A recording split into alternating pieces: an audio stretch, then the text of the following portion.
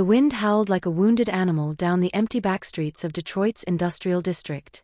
Winter Avenue, ironically named, had long since ceased to carry the bustle of workers or the warmth of homes. Now it bore only the rusted shells of factories, hollow warehouses, and the occasional flicker of a trash fire against graffiti-covered walls. It was the kind of place the world had forgotten. Grace Miller moved slowly down the alleyway, her old metal shopping cart squeaking in protest with every bump. She was bundled in 3 layers of worn jackets, her gloves fingerless, her breath puffing out in clouds. Her face, creased and weathered by 65 winters, remained sharp, observant. Grace wasn't just picking up cans tonight. She was hunting, scrap metal, broken electronics, anything someone might pay her $1 for. It was nearly 2:30 in the morning when she heard it. A sound too soft for the wind, too rhythmic for the raw, and too heartbreaking to be mistaken. A baby crying. She stopped. The wheels of her cart stilled against gravel and ice. She turned her head slowly, narrowing her eyes toward the source. The sound came from behind a half-collapsed dumpster, in the shadow of a burned-out loading dock. A flicker of panic rose in her chest. "Hello?" she called, her voice dry and uncertain. There was no answer, only the continued whimper, high-pitched, weak, and desperate. She pushed her cart aside, stepped cautiously around broken glass, and approached the source. As she turned the corner of the dumpster, her breath caught. A large cardboard box sat crookedly atop a blanket of plastic bags. Someone had tried to shield it with a plastic sheet, held down by a cinder block. Grace knelt slowly, the cry loudé now. Her fingers trembled as she reached for the sheet, lifted the lid of the box, and stared down. 4 babies. 4. Each no more than a few days old, bundled in mismatched scarves, towels, and a coat lining. Their skin was flushed red from the cold, lips trembling. One was sleeping, another crying faintly, the third twitching in dreamlike spasms, and the last barely moving at all. Grace gasped, one hand flying to her mouth. Taped to each of their tiny torsos was a note, handwritten, smudged and crumpled. She peeled one free with trembling fingers and read the message aloud in a whisper. "Please don't hurt me. I'm not guilty." Each note was identical. She stared down at them, helpless, heart thudding in her chest like a war drum. There was no time for questions, no time for grief. Survival was the only word her body screamed. She tore the old blanket from her cart and began wrapping the babies, one by one, as tightly and warmly as she could. She removed her scarf, then her hat. She didn't care. She placed the box inside her cart, shielded it with everything she had, and began pushing. Her legs ached, her lungs burned, but she did not stop. She knew where to go. St. Mary Shelter sat 15 blocks north, tucked behind a church that still rang its bells at dawn. Grace had never stepped inside, not truly. But she had seen the lights on at odd hours, the nun in gray robes bringing in battered women, runaways, and once, a young girl holding a baby. She pushed. Block by block. Past the liquor store that no longer opened, past the parking lot where drug deals happened in silence, past the boarded-up homes with signs that read condemned. Every bump in the road made the babies cry loudé, d'anxiété. "Hang on, little ones," she whispered. "Don't you give up." When she reached St. Mary's, it was nearly 4 in the morning. She banged on the side door with the flat of her palm. Once. Twice. 3 times. Light appeared behind the stained glass windows. A few seconds later, the door opened a crack, revealing a woman in her 60s wearing a gray cardigan over a white turtleneck. Her hair was tied back, her eyes weary but kind. "Sister Lucy Bell," Grace gasped. "Please help." Sister Lucy looked down at the box in the cart. Her breath caught. She pushed the door open wide. "In quickly." They brought the box inside, placed it on a table in the shelter's common room. It did Grace's face like a wave. The fluorescent lights buzzed faintly above them as Sister Lucy began unwrapping the makeshift bundles. 4 babies. Cold. Hungry. Alive. Call Angela. And Michael. Get warm blanket. Formula. Now, Sister Lucy instructed one of the volunteers who'd come running from the upstairs dormitories. Grace sat in a folding chair nearby, hunched and shivering. She stared at the scene with a numb sort of awe. Within minutes, the babies were being fed with tiny bottles, cradled in warm arms, wrapped in soft blankets. Their cries dulled. One even fell asleep. Sister Lucy approached Grace with a mug of hot tea. Where did you find them? Grace recounted the story. The dumpster. The box. The notes. She couldn't stop shaking. It wasn't from the cold anymore. I thought I'd seen everything, she whispered. But this ain't just abandonin'. This is someone begging the world not to finish what they couldn't do. Sister Lucy nodded slowly. She sat beside Grace, her hand resting gently on the older woman's arm. There is darkness in this world, she said softly. But there is also grace. It wasn't lost on either of them that she meant more than just the woman's name. Later that morning, just after sunrise, the babies were placed in a quiet nursery upstairs. A volunteer nurse checked their vitals.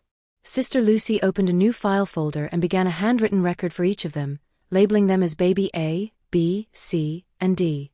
But before she filed the notes away, she did something unusual. She called for a volunteer named Marcus, a paramedic with a steady hand. With sterile equipment and careful movements, he marked a tiny triangle-shaped scar just above each baby's left ankle, small enough not to leave pain, but deep enough to last. Why? Asked Angela, the young nurse. Sister Lucy's voice was low. If they ever meet again, she said, they'll know. Even if the world forgets them, they won't forget each other. And as the sun rose higher over Winter Avenue, for lives began a journey none of them could yet imagine. Elena Rivers had not spoken her real name in almost 30 years. She now lived under the name Rosa Alvarez, in a cabin near the edge of a forgotten pine forest in rural Oregon. The house, if it could be called that, was made of rotting wood, patched windows, and a tin roof that creaked in the wind. There was no internet, no electricity save for a gas generator, and no visitors. Only a narrow stream nearby and the constant sound of wind waving through the trees. Each morning, Elena woke at 5, boiled water over a stove she lit with a match, and sat on the porch with a tattered wool blanket around her shoulders. She sipped weak coffee and stared into the mist like she was waiting for someone. But no one came. Elena had once been full of hope. That was before Texas. She was just 17 when she crossed the border from Mexico into the United States. Her uncle had promised her a job, a new life. What she got instead was a lie wrapped in kindness, a van full of girls, and a fake ID that identified her as 18. The border agents didn't ask questions. The people waiting on the other side didn't either. She ended up in Houston first, in a cramped apartment with 4 other girls. Then came the job interview that wasn't really a job interview, the car ride to a sprawling mansion outside Dallas, and the moment the front gates closed behind her and didn't open again for 2 years. The Whitmore estate was pristine. Marble floor, aron every wall, chandelier in the hallway. Elena cleaned them all. She cooked meals she never got to taste. She wore uniforms without a name tag. The staff was minimal, just 2 maids and 1 cook, all of whom kept their eyes down and their mouths shut. And then there was Henry. Henry Whitmore Jr. was the youngest son of the property's owners. He had returned from college in Europe, brimming with entitlement and bourbon. Elena avoided him at first, moving from room to room as silently as possible. But silence couldn't save her. The first time was in the laundry room. The second time, she didn't remember. The third time, she was too numb to count. When she realized she was pregnant, she hid it. She wrapped her stomach in layers of cloth and wore oversized uniforms. She était in secret, criait in silence. She told no one. She didn't know who to trust. The other staff seemed blind, or afraid, or both. She gave birth in the storage shed behind the kitchen. It was winter. Cold seeped into her bones. No one heard her scream. The labor took hours. When it ended, she lay on the floor, surrounded by torn blankets and the acrid scent of blood and rot. Around her were 5 tiny figures, 4 crying, 1 silent. Elena knew immediately which ones would survive. She could feel it, the way a mother does. The 4th baby, the smallest, didn't cry, didn't flinch. But he breathed. That was enough. She named them in her heart. Not with names, but with prayers. The strong one. The key one. The dreamer. The fighter. And the one she kept closest, wrapped in the red embroidered scarf her own mother had given her on the day she left her village. That scarf was all she had brought from home. In her final hour at the estate, Elena gathered the 4 crying infants, placed them inside a large cardboard box she found beside the recycling bins, and lined the bottom with towels and her coat. She attached to each baby a torn piece of notebook paper from the diary she had hidden under the floorboards. She wrote the same thing on each slip, with a shaking hand and a dull pencil. Please don't hurt me. I'm not guilty. They were the only words she had the strength to write. Then, just before dawn, she snuck through the backyard, slipped out a side gate, and carried the box 3 blocks away to the industrial area near the freight yards. She had seen people there, homeless, invisible, the kind who might look and listen. She set the box down behind a dumpster and kissed each child. I love you, she whispered in Spanish. Forgive me. Then she ran. She ran back to the estate, grabbed the last baby, the silent one, wrapped in red, and prepared to leave. But when she returned to the storage shed, the child was gone. The scarf was crumpled in the corner. There was no sign of struggle, no sound. Panic rose in her throat. She searched the house, the surrounding yard, the nearby path, but found nothing. Someone had taken him. Elena collapsed in the snow, too weak to stand. 4 hours, she lay there, half dead, before stumbling into the road. A kind truck driver picked her up, gave her hot coffee, and dropped her at a women's shelter in Austin. She gave a fake name, said nothing of the baby, and disappeared again 2 days later. She spent the next 3 decades moving from city to city, farm to farm, hiding behind false identities. She worked cleaning jobs, packed produce, lived in trailers and barns. She never married. She never stayed anywhere too long. And she never stopped wondering. Where were they? Did they live? Did someone read the notes? In Oregon, she finally stopped running. The cabin belonged to a retired nun who gave it to her in exchange for 6 months of end-of-life care. After the nun passed, Elena stayed. She had no documents, no ID, but the town was small and full of ghosts like her. She planted vegetables. She kept chickens. And every December 15th, the day she gave birth, she lit 5 candles at dusk. 4 for the children she had given up. 1 for the child she had lost. She never told anyone. Not even when a social worker once came asking questions about her past. Not even when she was offered a chance to get papers. She had no answers. Only silence, and the scarf. The red scarf had faded. The threads were frayed. But she still kept it folded in a box under her bed. Some nights she took it out and held it close to her chest. She swore she could still smell baby powder, hear soft breathing. She had no photos. No proof. But she remembered every detail of their faces. The curve of their lips. The shapes of their fingers. The feel of their skin against hers. Elena was not a mother in any legal sense. She had no birth certificates. No family. No voice in the eyes of the world. But she remembered. And she waited. Daniel Carter stood before a courtroom in downtown Boston, dressed in a navy suit that fit him too well to be store-bought. He spoke with clarity, precision, and the kind of moral conviction that made juries lean forward in their seats. Today's case involved a young immigrant mother facing deportation after reporting domestic abuse. Daniel had built his reputation on cases like this, cases that challenged the system, where justice didn't come easy, where someone needed to stand up and say, "This isn't right." But outside the courtroom, Daniel was a man shaped by a question he'd never answered. He had grown up in a quiet New England suburb with 2 loving adoptive parents. The Carters were kind, supportive, and financially secure. They told him from the beginning that he had been adopted as a baby, left anonymously at a shelter, one of several children they believed. They never hid it, but they didn't know much more. Just that he had a scar on his ankle that doctors assumed came from an early injury. Daniel never questioned it, until the dreams started. They weren't dreams in the ordinary sense. They were fragments. A red light. A woman's whisper. The sound of crying. Cold air. A box. He never remembered more than that, but it came often enough, and early enough, that it embedded itself in him like a splinter under the skin. Still, Daniel pushed forward. He made honor roll, graduated top of his class, and entered law school with the kind of purpose few 20-year-olds had. If he didn't know where he came from, he would at least decide where he was going. Thousands of miles away in Chicago, Noah Reyes was finishing his shift at the precinct. A homicide detective with a spotless record, Noah moved through the world like someone always prepared for a fight. He had a calm face but restless eyes, the kind that measured exits and angles before emotion. He, too, had been adopted. His parents were ex-military. Discipline was how they showed love.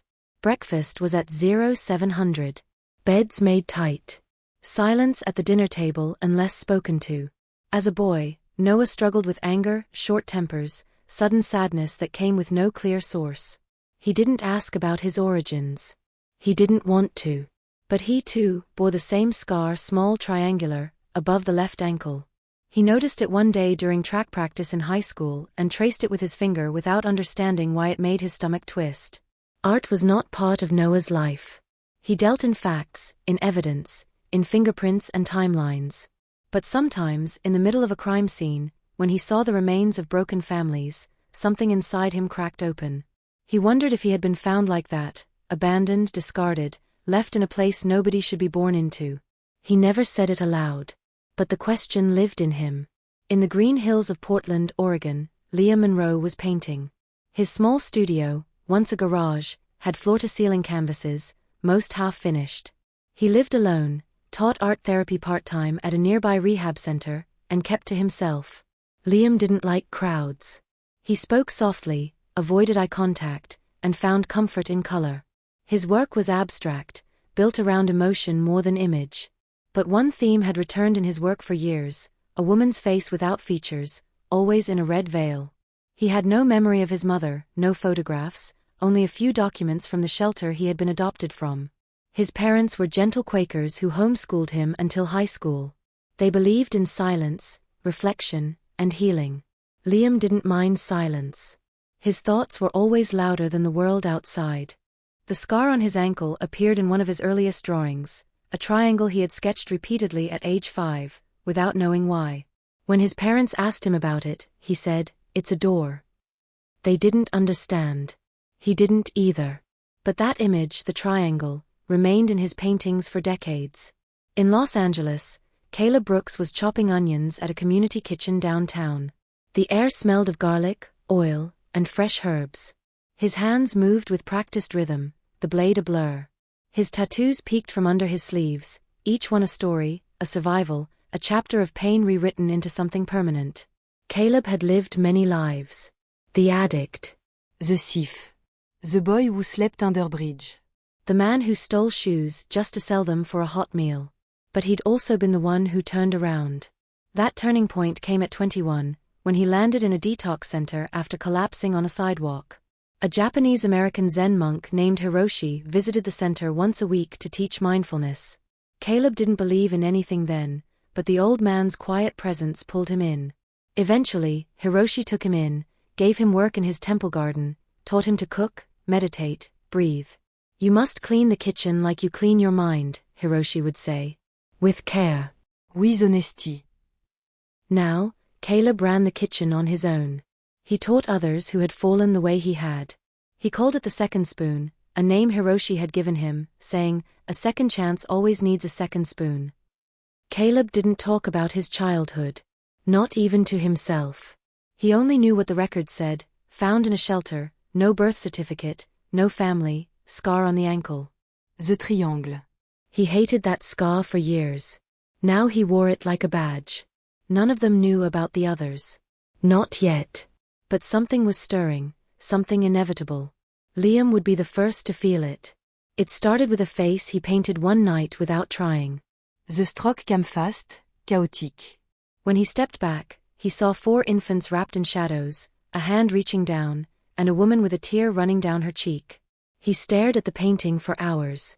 Then, on impulse, he posted it to an online art forum with the caption, "Does anyone else remember this?" He didn't expect anything. But days later, a message appeared in his inbox. A man named Caleb had seen the image. He sent one sentence back. "I don't know how I remember that either, but I do." And with that, the first scar found the second. Liam stared at the message on his screen for several minutes without moving. The reply from Caleb was simple, just one sentence, but it pulled at something deep inside him, something he had tried for years to paint away but never quite understood. He reread the words again, slowly. "I don't know how I remember that either, but I do." Liam hesitated, then typed back. Do you have a scar on your left ankle? The response came less than 5 minutes later. Triangle. Left ankle. Been there since I was a baby. Liam's heart pounded. He pushed back from his desk, stood up, and paced the studio. All around him were canvases, chaotic splashes of color, distorted images, and that faceless woman who had haunted his imagination since childhood. He had always believed she was a symbol, grief, abandonment, mystery. Now he wasn't so sure. What if she was real? He sat back down and typed. We should meet. This doesn't feel like coincidence. Caleb agreed. 3 days later, Liam stood outside the Second Spoon in downtown Los Angeles. The smell of roasted garlic and bread drifted into the street. He hesitated before stepping in. The kitchen was busy, filled with volunteers and guests, but amid the motion, Caleb spotted him immediately. He came around the counter, wiping his hands on his apron. Liam. Liam nodded. They shook hands, but it felt strange. Not like meeting someone new, more like recognizing someone from a dream. They sat down at a corner table. Neither spoke for a moment. Then Liam pulled up his pant leg, revealing the small triangle scar above his left ankle. Caleb did the same. For a moment, they just looked at each other, stunned by the quiet, overwhelming truth of it. I always thought it was from something stupid, Caleb said. Like maybe I stepped on glass or something as a baby. But every doctor said it looked intentional. Précise. Liam nodded. Me too. I used to draw it over and over as a kid. I thought it was some kind of sign. Like it meant something I couldn't remember. I've had dreams, Caleb said. Always the same. A red light. A box. Cold air. And crying. Liam sat back, stunned. Yes. Exactly that. And a woman.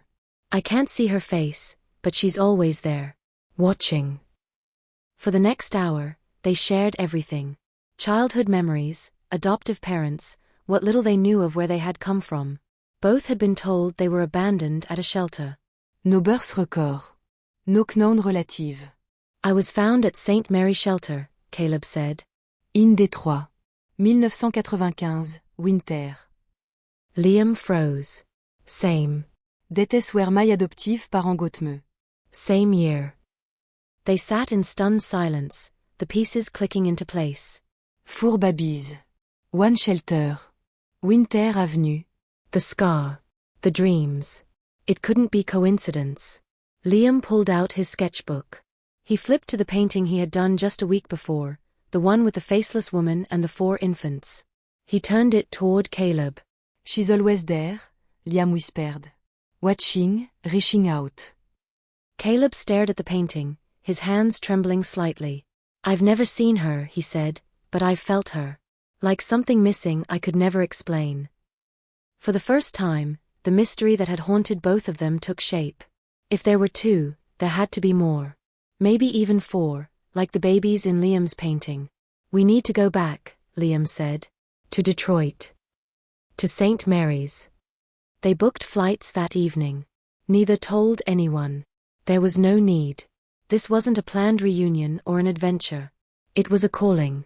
2 days later, they stood outside the same brick building on Winter Avenue. It hadn't changed much. The walls were faded, but the sign was still there, St. Mary Shelter. The front door was open. Inside, the air smelled of old wood and disinfectant. A volunteer greeted them, then led them to the back office when they asked about adoption records. Sister Lucy Bell was still there. She moved more slowly now, her hair almost entirely gray, but her eyes were sharp. She studied the 2 young men for a long moment, then gestured for them to sit. You were both brought here in December of 1995, she said slowly. I remember that night. For babies, left in a box behind a dumpster. Liam and Caleb exchanged glances. You remember US? Liam asked. I remember everything about that night, she replied. I didn't know your names. You were registered as baby A, B, C, and D. But I remember your faces. Your cries. And the notes. Notes? Caleb asked. Sister Lucy reached into a drawer and pulled out a faded envelope. Inside were 4 slips of paper. She laid them on the desk. Each one read, "Please don't hurt me. I'm not guilty. Liam is briscocked. I've seen this," he whispered. In a dream. "I always kept them," Sister Lucy said softly. "I couldn't forget." Caleb leaned forward.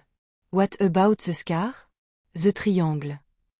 Sister Lucy hesitated. "That was my doing," she admitted. "I know it may sound strange, but I marked each of you with the same scar, just small enough not to hurt, just deep enough to remain." "Why?" Liam asked. "In case you ever found each other," she said simply. "In case the world took you too far apart." Silence filled the room. Then Caleb asked the question that had been forming in both their minds since the moment they met. "Were there others?" Sister Lucy nodded slowly. "There were 4 babies in that box," she said. "But that night, there was talk of a 5th. Liam frowned. "A 5th? "A woman," Sister Lucy said. "Grace, the woman who found you, she said she heard a second cry nearby. Feinté. She looked, but by the time she returned to the box, it was gone. We thought maybe she imagined it. But I never stopped wondering." She opened another drawer, pulled out a photograph. This is Grace Miller. "She's the one who brought you to us." The photo showed an older woman with tired eyes and wild hair. She was holding a baby, wrapped in a scarf. "That scarf," Caleb said. "I know that scarf." "I do too," Liam said.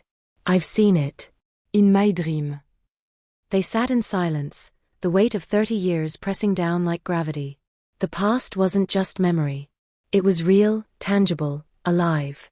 "There are more of us," Caleb said quietly. Liam nodded. "We need to find them." And so the 2 scars became the beginning of a map, one that would lead them deeper into a mystery far greater than they'd ever imagined. The answers were out there, waiting. And the scars would guide the way. 2 weeks after their visit to St. Mary Shelter, Liam and Caleb found themselves seated in the warm, quiet corner of a cafe in Boston. It was late autumn, and the trees lining the street outside had turned fiery shades of orange and red. The city moved with its usual rhythm, hurried footsteps, distant sirens, the clatter of dishes, but inside the cafe, time seemed to pause. Daniel Carter walked in wearing a charcoal coat and scarf, his sharp features softened by fatigue and curiosity. He scanned the room, spotted them, and approached with a cautious nod. "You're the ones who sent the message about the shelter," he said, sitting down. "The painting. The scar." Caleb extended a hand. Caleb Brooks. This is Liam Monroe. "Thanks for meeting us." Daniel shook their hands, then glanced around. "I'm not sure what I expected, but this already feels strange." Liam leaned forward. "We think we were all abandoned at the same shelter. Same year. Same night." Daniel hesitated. Then slowly, he pulled up the leg of his trousers, revealing a small triangle-shaped scar just above his left ankle.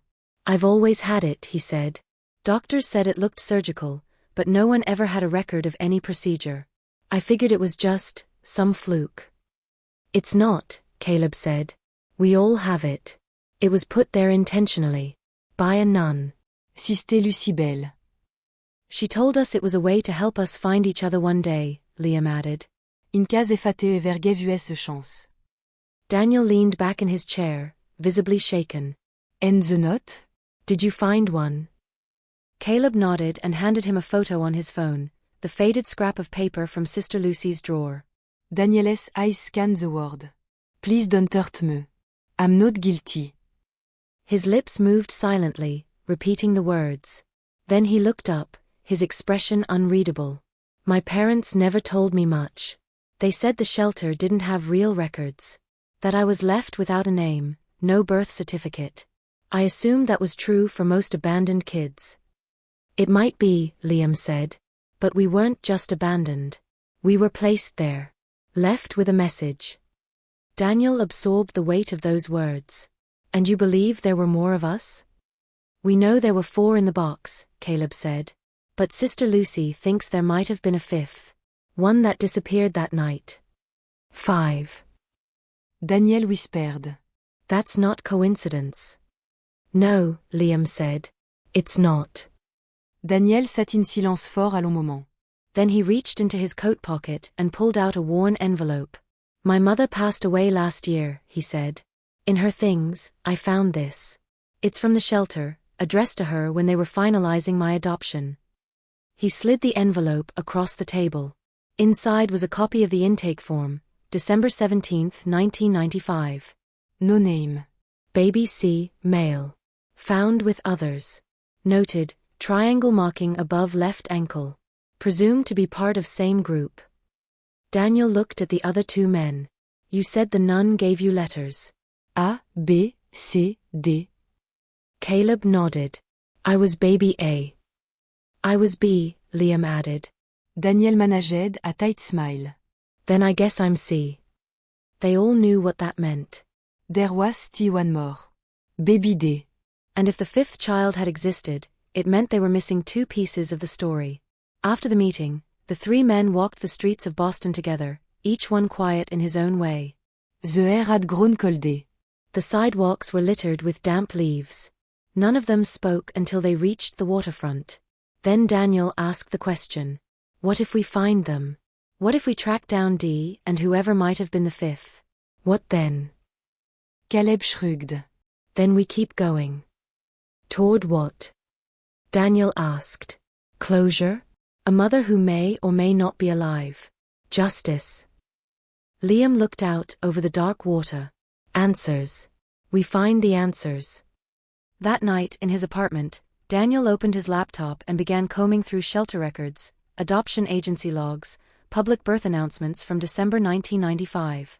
He contacted a friend in the Department of Children and Families, asking for anything related to St. Mary's Shelter from that time. Within days, they had a name. Noah Reyes. Listed as adopted from St. Mary's Shelter, 1996, no birth certificate on file. A match flagged by the intake form and physical identifier, triangle-shaped scar on left ankle. He was a detective in Chicago. Caleb reached out first.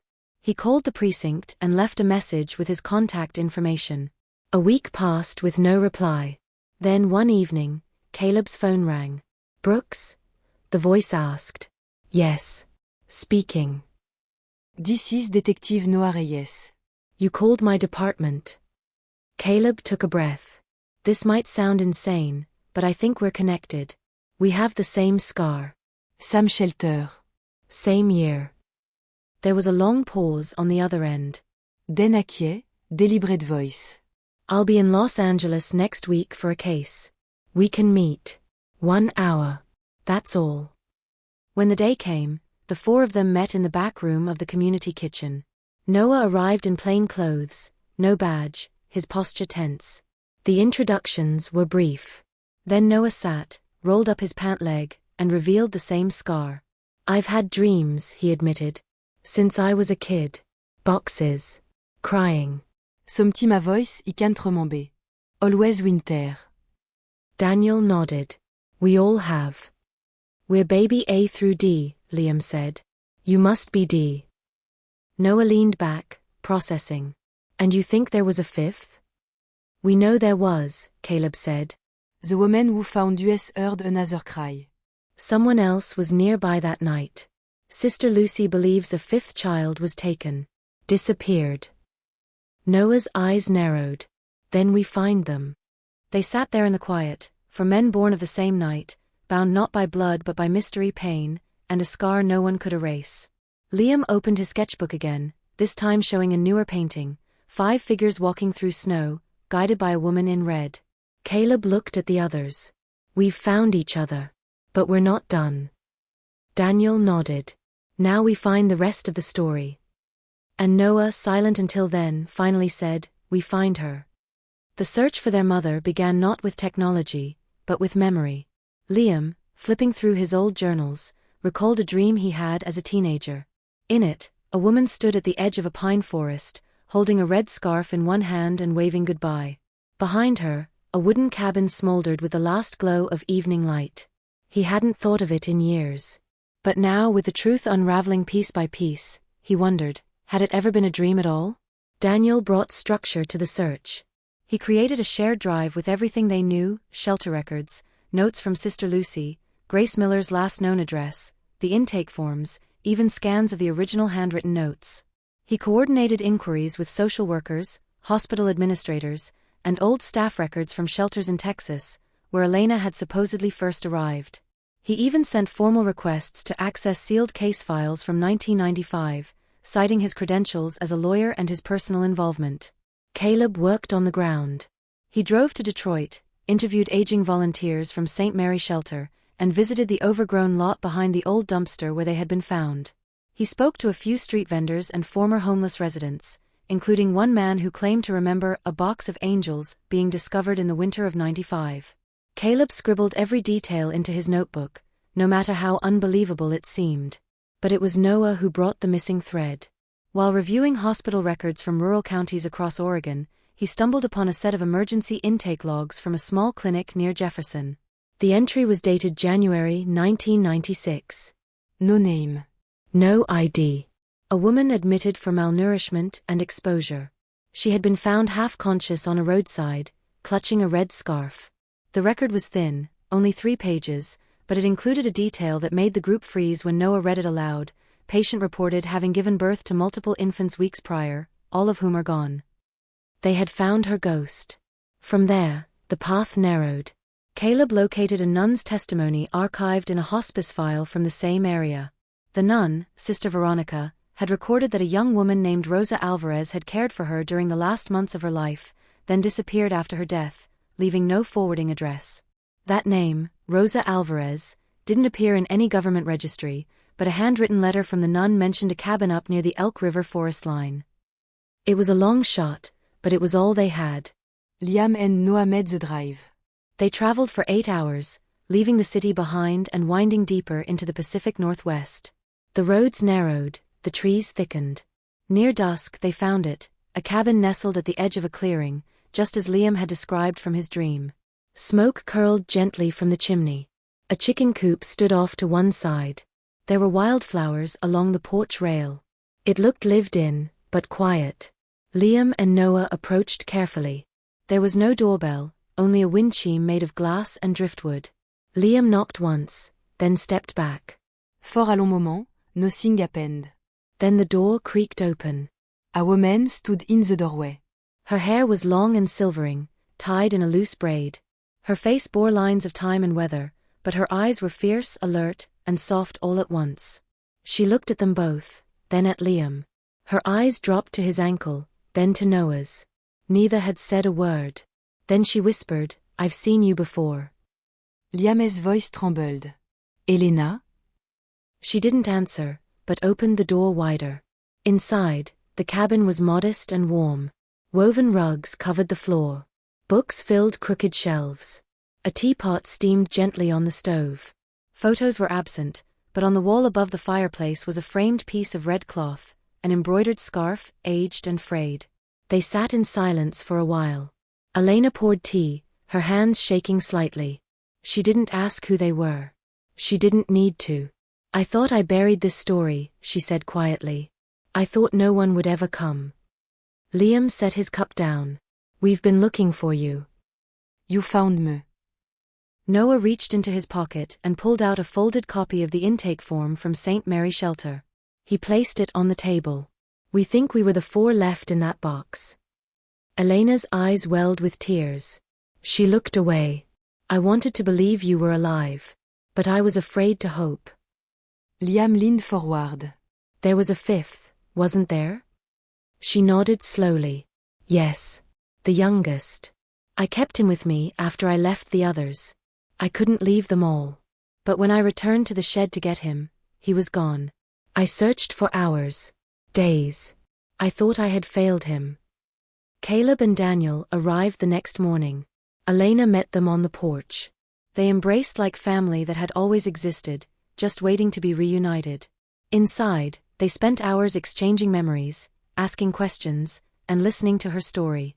She told them everything: the estate in Texas, the Whitmore family, the assaults, the hidden pregnancy, the night in the storage shed. She spoke slowly, pausing often. Each word felt like lifting a stone she had carried for 30 years. "I didn't know where to go," she said. No name. No papers. No help. So I ran. She showed them the scarf, how she'd wrapped the youngest in it. How she used it now as a memorial. His name. Daniel asked softly. I called him Mateo, she said.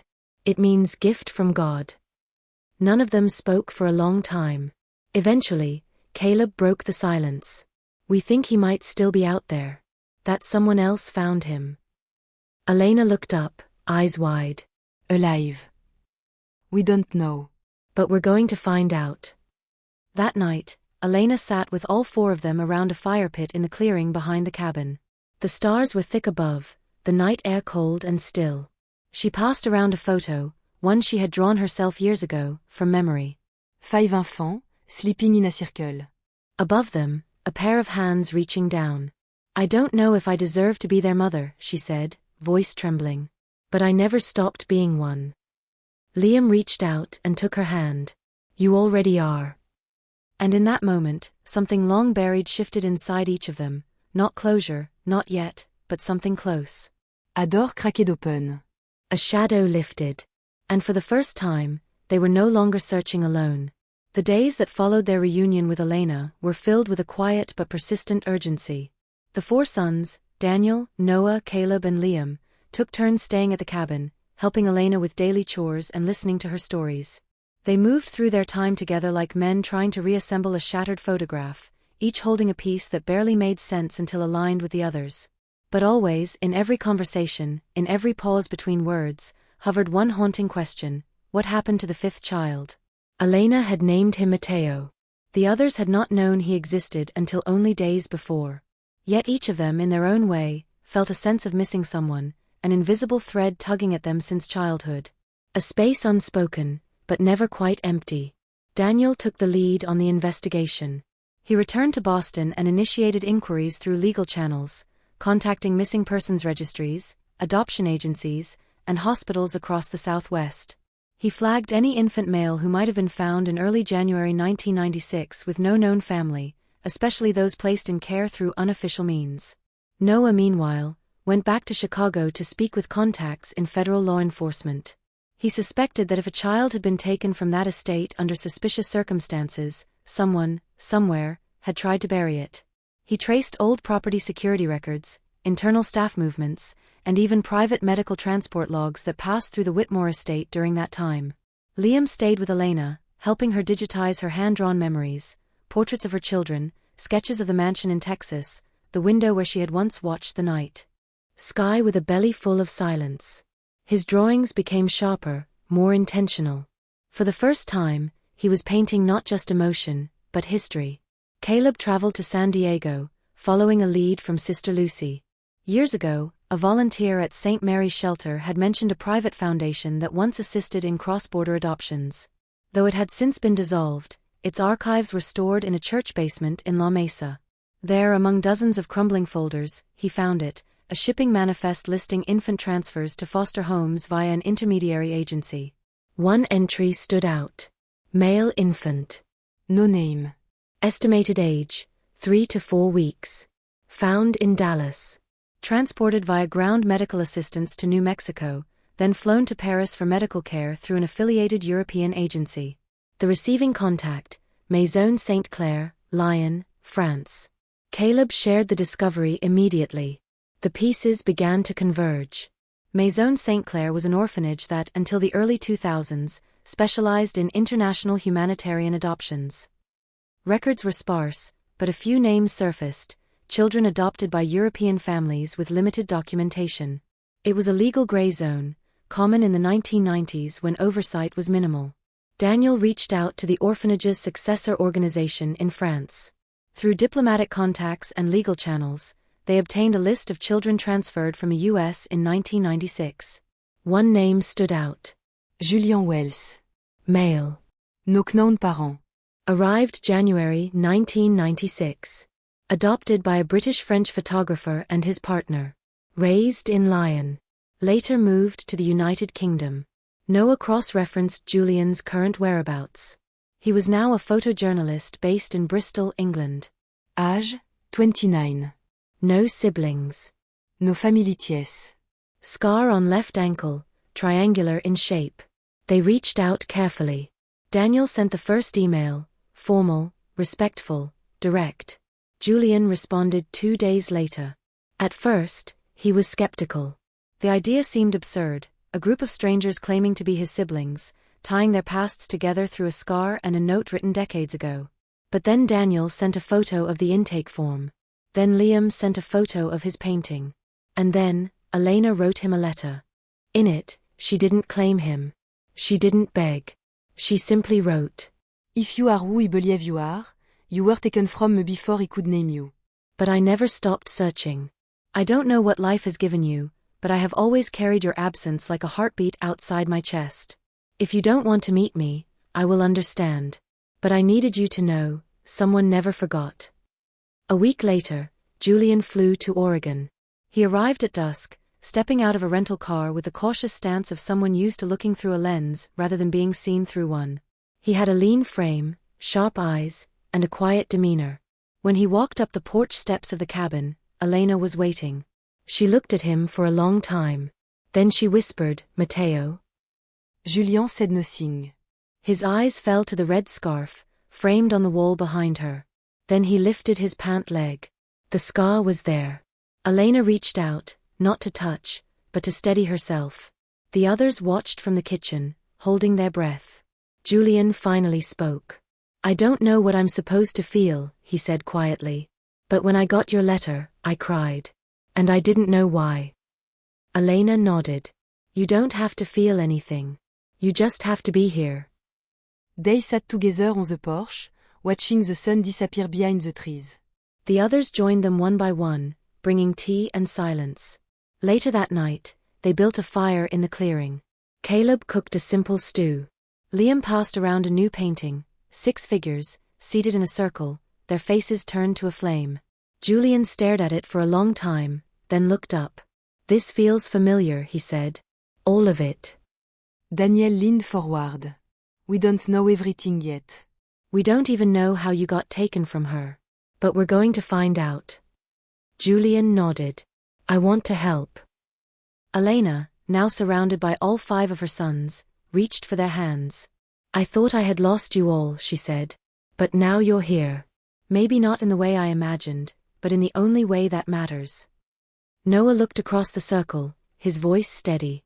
Now that we're together, we ask the real questions. Caleb added, who took him? Daniel, and why? And Julian, looking toward the trees, whispered the last question of the night. What were they hiding? Julian spent the first few days at the cabin in quiet observation. He listened more than he spoke, took long walks along the edge of the forest, and often sat alone on the porch, camera resting in his lap but rarely used. He was absorbing everything, voices, gestures, fragments of stories he hadn't known were his. At night, he dreamed vividly. The sound of crying. The cold pressure of cardboard beneath him. A red scarf brushing his cheek. A voice he couldn't understand murmuring something in a language he never learned. The others welcomed him easily. There was no ceremony, no need for proof beyond what they all felt in their bones. Julian fit among them, not just in manner or age, but in something deeper, a silence they all shared, a sense of having been displaced and then found. But questions remained. Daniel returned with a new set of documents retrieved through a Freedom of Information request. He'd obtained a partially redacted incident report from 1996 detailing a private ambulance dispatched to the Whitmore estate. The entry was vague, transport of infant male, no identification, no known guardian, but it was logged at 3:14 a.m. on December 17, the same night Elena had left the shelter and discovered her youngest missing. It confirmed what they feared. Julian hadn't simply vanished. He had been taken. Elena's face paled as she read the report. They found him before I could go back, she said. They must have been watching me. He wasn't careful enough. Noah was more precise. They weren't just watching. They were planning. Someone knew about the birth. Knew you were going to run. Daniel frowned. And they didn't call police or social services. They hired a private ambulance. Then smuggled him out of the country under the radar.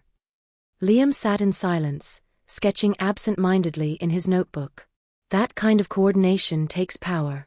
Resources. Julian, who had remained mostly quiet, finally spoke. My adoptive father was a war photographer. He always said I was a miracle, Found by an agency in Paris, no history, just a note from an orphanage and a sealed envelope. I asked questions once, when I was 16. He said he didn't know more. I believed him. Caleb leaned forward. Do you still? Julien hesitated. I don't know. He died 4 years ago. We were never close. Daniel stood and paced. We need to trace the agency that handled his adoption. If we can prove it was linked to the Whitmores, that gives us a direct line. But as they dug deeper into Julian's file, they found something unexpected. A second DNA test, performed independently when he was adopted, had been included in the French agency's records. It listed him as no biological relation to U.S. parent of origin. The meaning wasn't immediately clear, until Daniel compared Julian's results to those of the other brothers. Julian didn't match. Not partially. Not distantly. Not at all. The silence in the cabin was immediate and thick. Liam whispered what they were all thinking. He's not Elena's son. Elena's hands trembled. She shook her head slowly, not in disbelief, but as if trying to process a second loss she hadn't seen coming. That's not possible, she murmured. I held him. I remember the way he cried. I wrapped him in the scarf. I felt it. Julian stood up, backing slightly toward the door. So, what am I doing here? Caleb caught his arm gently. Wait. Don't do that. Julian looked around the room, his voice low but unsteady. You've all spent your lives looking for each other. You have the same scar, the same history. I'm just some kid who got swapped in. A mistake. Daniel's voice was firmer. You were taken that night. You were found where Elena's son should have been. That's not a mistake. That's a plan. Noah nodded. Someone switched the babies. Liam looked at Elena. Do you remember anyone else at the estate? Anyone who might have been pregnant? Elena closed her eyes, and for a long moment, said nothing. Then she spoke, her voice hollow. There was another girl. Isabel. She was new. Younger than me. She didn't speak much. She was afraid, always hiding in corners. I didn't know she was pregnant, but she could have been. We were kept separate most of the time. Caleb's eyes narrowed. If they had 2 infants born around the same time, it would have been easy to switch them. Give the healthy one to the agency. Discard the rest. But why keep him? Julian asked. Why send me to France?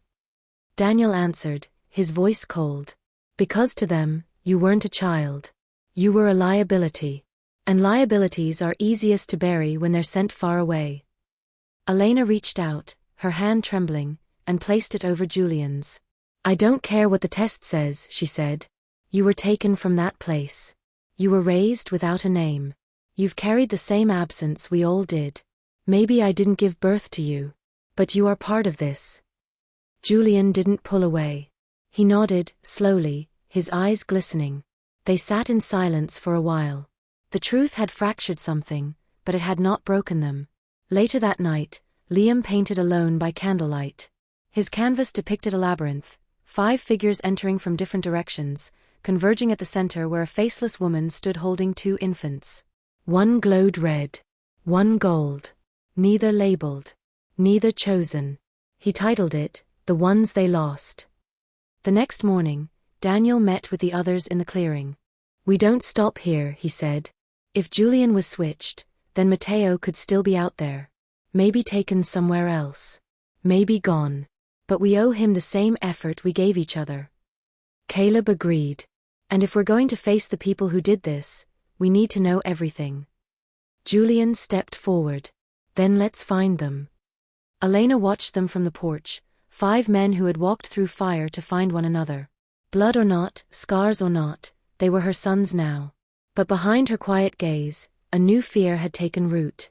If someone had gone through such lengths to hide a child, what else were they capable of?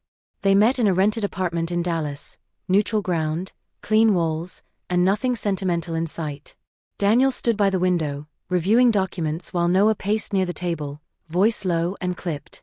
We can't go in without leverage, Noah said. If we accuse him outright, he'll deny it. He's had 3 decades to bury this. Daniel nodded. Then we need something he can't bury. Across the room, Caleb sat at the laptop, scrolling through dozens of encrypted files recovered by a contact inside a now-defunct international adoption agency. Most of the documents were too vague or redacted to be useful, but one folder labeled Medical Intake, December 1995, Whitmore caught his attention. He opened it. Inside were several scanned forms, vaccination records, pediatric assessments, handwritten notes. One in particular stood out, an evaluation form noting that a male infant had been transferred from the Whitmore estate to a private care facility due to concerns about the biological mother's mental health and instability. There was no child's name. No parent listed. But the date, December 17, 1995, matched the timeline exactly. Caleb printed it, circled the key phrases in red, and placed it on the table. This is the language they used to justify the removal, he said. They painted Elena as unstable. They made it sound like a rescue. Liam arrived minutes later with Julian, who carried a small portfolio. He opened it and pulled out a photograph, an old black and white image of the Whitmore estate kitchen, captured accidentally in the background of one of his father's early photo essays on American wealth. In the far right corner of the image, just behind a wooden counter, was a girl. Young. Hispanic. Eyes wide. A faint curve of her belly visible through her apron. It's her, Julian said. That's Elena. Or maybe Isabel. We can't know for sure. But the date matches. My father was there that winter. Noah stared at the image. So your father was on the property. Maybe even complicit. Julian didn't respond. He didn't need to. That night, they drafted a plan. The Whitmores were still powerful. The family's influence stretched through hospitals, political campaigns, and philanthropic boards. Henry Whitmore Jr., the man Elena had named as her abuser, was now the CEO of a prominent medical research conglomerate with international ties. He was also nearing a Senate run, with polling numbers already climbing. But what he hadn't counted on was his past returning with 5 witnesses, a stack of documentation, and decades of unanswered questions. Daniel arranged the meeting through a legal pretext, a settlement discussion, regarding an unnamed case of medical malpractice from the 1990s involving minor children. His firm sent the request formally, attaching non-disclosure agreements and citing confidential evidence. It was enough to get Whitmore's attention. The meeting was scheduled in a corporate boardroom in downtown Dallas, high in a glass tower that overlooked the city. The brothers arrived early. Elena remained in Oregon. She had refused to step foot in Texas again. Her presence was felt nonetheless. Julian carried her scarf, folded neatly in his pocket. When Henry Whitmore Jr. entered the room, he was composed. Mid-60s. Expensive gray suit. Perfectly timed smile. He shook Daniel's hand with measured indifference. Mr. Carter. I understand you have concerns from a case nearly 30 years ago. Daniel gestured to the others. This is a matter of personal relevance to all of us. We appreciate your time. Whitmore sat, glancing briefly at each man. He showed no sign of recognition.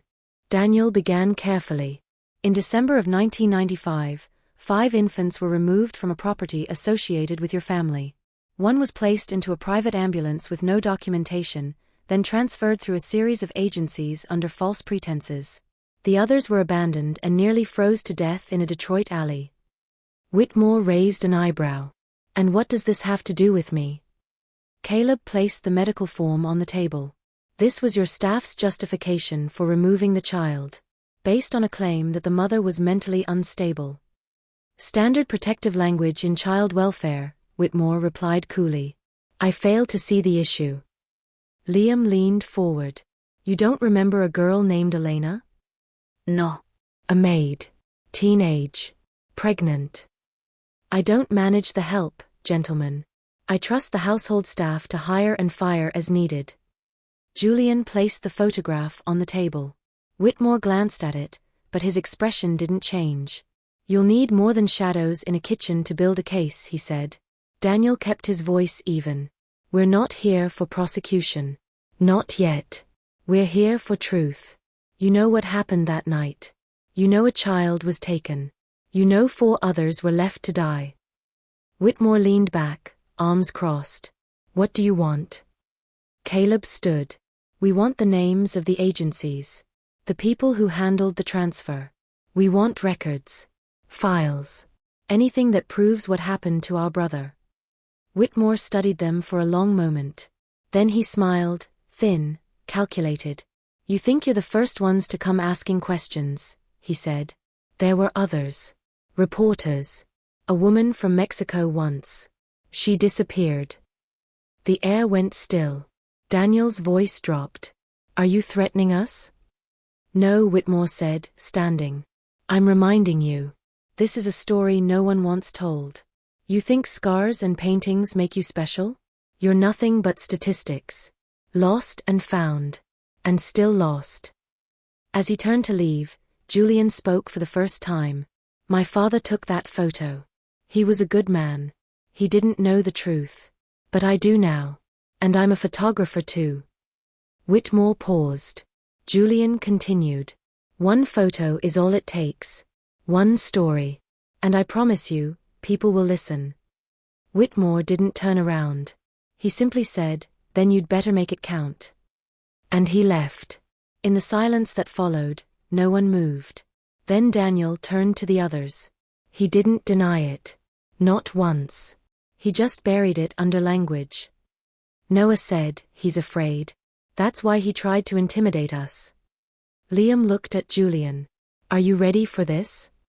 Julian reached into his pocket and unfolded the scarf. I was born in silence. I'm done staying quiet. And as the city lights flickered through the glass around them, they knew the final battle wasn't just for answers. It was for justice. The storm didn't break with a single headline. It came slowly, as truth often does, unraveling across whispers, questions, and stories that refused to die. Julian's photo essay, The Fifth Scar, was published in a mid-tier British magazine known for investigative journalism. The lead image was haunting. 5 men seated in a circle beneath a pine tree, one holding a red scarf, the others looking into the fire. Their faces weren't shown, only their silhouettes and the scars on their ankles. The captions were minimal. The story was not. Julian chronicled the journey of 5 men abandoned in infancy, raised by strangers, and bound by mystery. He didn't name Henry Whitmore, but he told enough of the story to spark public curiosity. Within days, independent journalists began following the leads.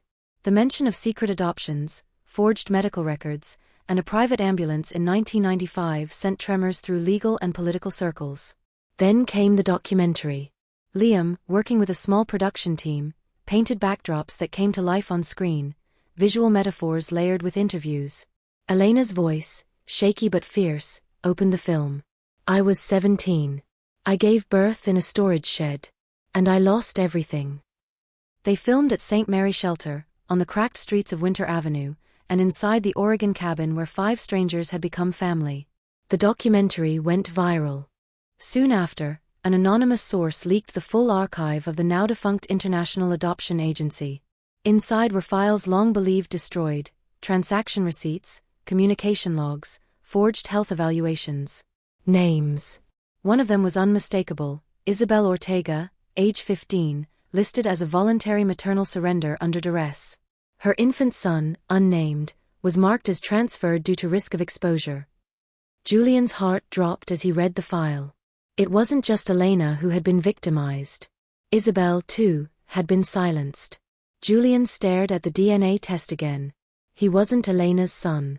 But he wasn't an orphan either. She had a name. And she had disappeared. Caleb found the final thread. Through the leaked documents, he discovered a lead in Arizona, an old women's rehabilitation center outside Tucson, now defunct. A retired counselor, Ruth Ellerman, had kept records from the mid-90s. She confirmed that a girl named Isabel had stayed there briefly in 1996, postpartum and visibly traumatized. The center had tried to reunite her with her family, but she vanished soon after being released. No ID, no relatives listed, Ruth said over the phone. She just walked out one morning and never came back.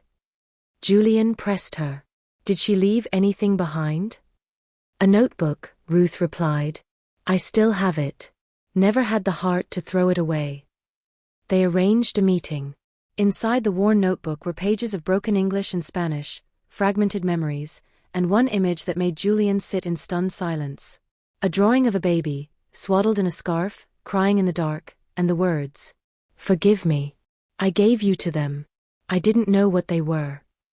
The notebook confirmed what none of them wanted to say aloud. Julian had been taken from Isabel, her son, stolen and passed off through a system that erased them both. Elena sat with him that night on the porch. The others were inside, planning the next steps. Julian stared at the scarf folded in his lap, his voice low. "She didn't choose this. She tried. And they took me anyway." Elena nodded slowly. "They did the same to me. But you still found your way home." Julian looked at her. "You still call it home?" She smiled softly. "Not the place. The people." Word of the story reached national news.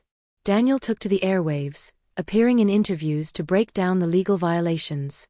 He filed a civil suit, not only against the Whitmore estate, but against the adoption networks, medical transport companies, and shadow agencies that had enabled the disappearance of at least 5 children.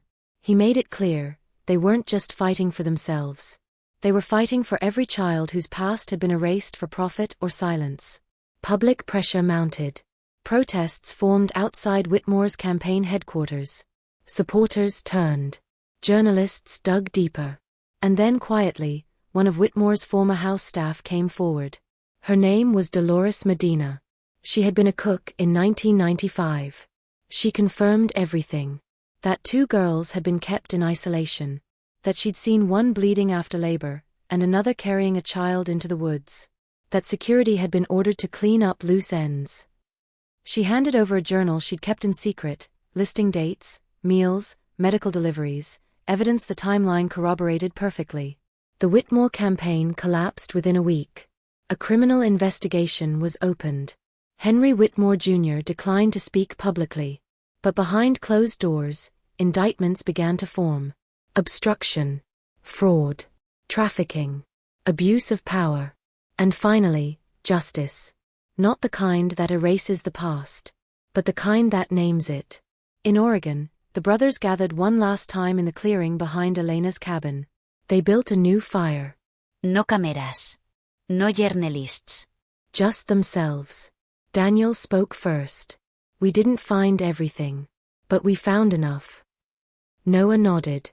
"We found each other." Caleb added, "And we made sure no one else has to stay invisible." Julian held the scarf in his hands. "I never knew where I came from. But now I know where I belong." Liam opened his sketchbook one final time and passed it around. Inside was a painting, 6 trees growing from the same root, each reaching in a different direction. Beneath the soil, their roots were tangled, inseparable. The caption read, "We were buried in silence. We grew anyway." They burned the last of the papers that night, the notes, the copies, the forms. Not to forget, but to release. Elena stood beside them, older now, but unbroken. She placed her hand on each of their shoulders and whispered the same word in Spanish, one by one. Hijo. Son. When morning came, the wind moved softly through the trees. The scars remained, of course. They always would. But now, they spoke not of pain. They spoke of survival. And they told a story that could never be buried again.